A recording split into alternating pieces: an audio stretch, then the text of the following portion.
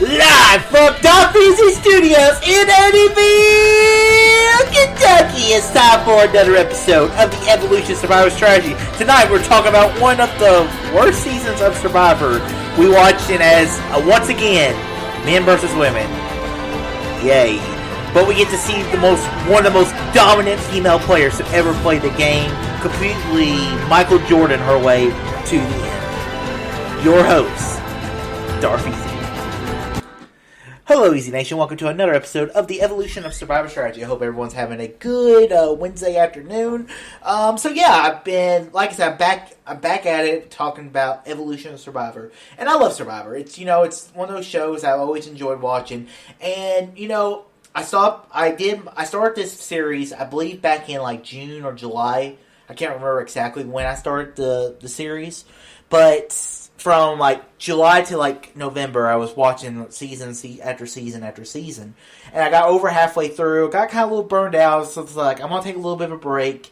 And now I'm back into it. And and one of the reasons I stopped watching is because I knew I was in through a long tread between Redemption Island, from Nicaragua all the way to One World, is really, I believe, the dark age of Survivor.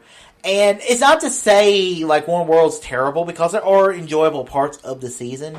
It's not the season I was looking forward to rewatching. And when I was watching it, I was watching it, I wasn't really thinking much about it. It's kind of mindless television for me at this point with this season. But, there are some great game players in this season. So let's get right talk about Survivor One World. So Survivor One World, one thing I really liked about the season was it was a good concept. They did not do it right. And I do think this twist could be again. And that's the One World twist. So both tribes are living on the same island. That's a cool twist. I think that could be a really cool twist. We've seen it. We saw it before in Survivor Thailand. So maybe this isn't the best twist to do. But in Survivor Thailand, they did the fake merge. Didn't love the fake merge. But because I think it kind of screws some characters up. But I kind of like the One World twist where everyone was living on the same island. I'm just not the biggest fan of men versus women, and this might be the reason why we have not seen a men versus women season again. I mean, we've done it 3 times. I think the first 2 times were great. The third time was just not that great at all. And so, the tribes they're divided up between men and women. And they're both kind of living on both sides. They're both living on the same island. But the one thing I hated about the season was whenever they mixed the tribes up, they put the one tribe on another island. And they're just like, what's the point of, why is it called One World? Because I think it would have been more interesting if they still all had to stay on the same island. You still had those connections. It could have... So I think the premise... I think a One World twist, again, could turn out be interesting. But, I doubt we'll ever see this twist again. So, let's talk about some of the characters in this season. So, first off, the men tribe is horrible. Like, they are stupid. Like, they were, at the beginning of the game, they were dominating the game. And, Coton. I'll first talk about Coton on the men's tribe. Because I think Coton completely, somehow, they used Coton in order to integrate himself with the females. And I think it would have been a little more interesting post-merge. Even though I do think the first 2 episodes of the post-merge is pretty good. But the pre-merge, for me, Coton makes the season very uncomfortable to watch. And you're just like, I don't know about that. I don't know about that either. And you're just like some of his comments towards Bill about being ghetto trash, talk about his occupation, feels very racist to me. And, just because you're gay doesn't mean you're exempt from being racist, because Coton is definitely a racist in these episodes. And you feel for characters, the guy, Bill, who I enjoyed Bill the few episodes I've watched him in. I think he probably could have made it further, but they were like, oh, let's keep Coton happy. And the one of the stupidest moves I've ever seen of watching 24 seasons of Survivor, I mean, this is definitely one of them. And the move of let's go to tribal council while we are only up by 1. Now, if you're up by 3 or 4 people, I can see, okay, let's go to tribal council. Sure, why not? But every time you decide to give the people a break, it blows up in your face, and the men definitely deserve to lose after doing this. They give the immunity, and you see Jeff's face when they walk in, and he's just dumbfounded, like, these guys are dumb.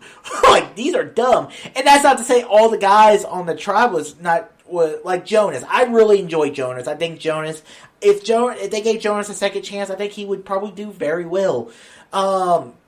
And then, like, other people like Troy San, and even people like Leaf. I like Leaf. And so, yeah, now let's talk about the female part of the game.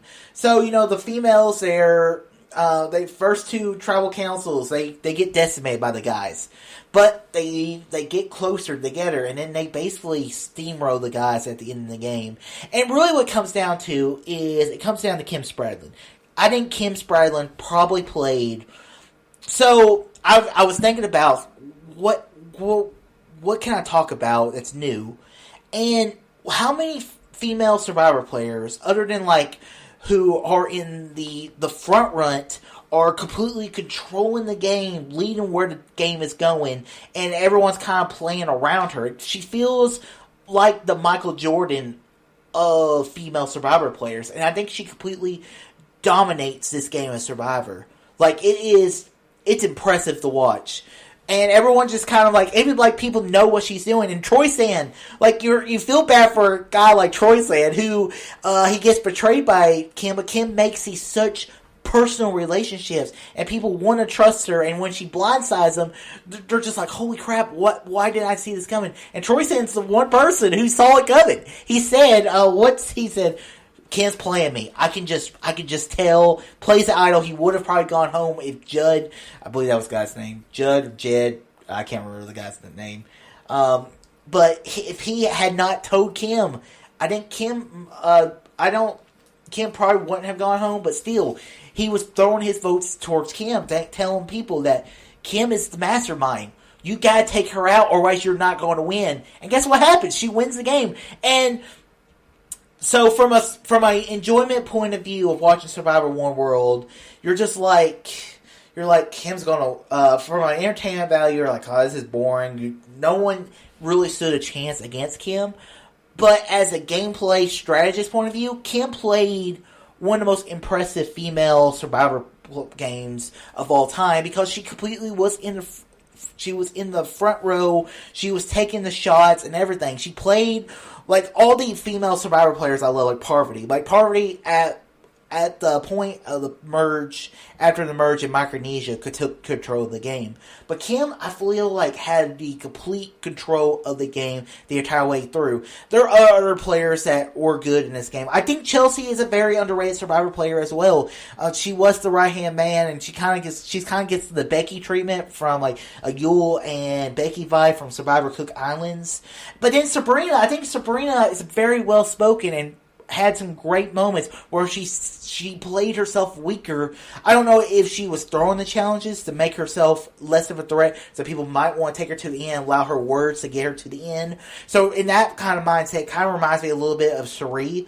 And Kim also, she won 4 immunities. She tied the record of female-led immunities, tying Kelly Wigglesworth from Borneo and Jenna Maraska from Survivor the Amazon.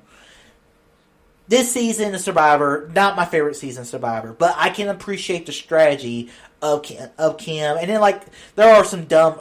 this season has so many dumb players. It reminds me a lot of Survivor Thailand. Just, it's not as uncomfortable, and the characters are better than Survivor Thailand.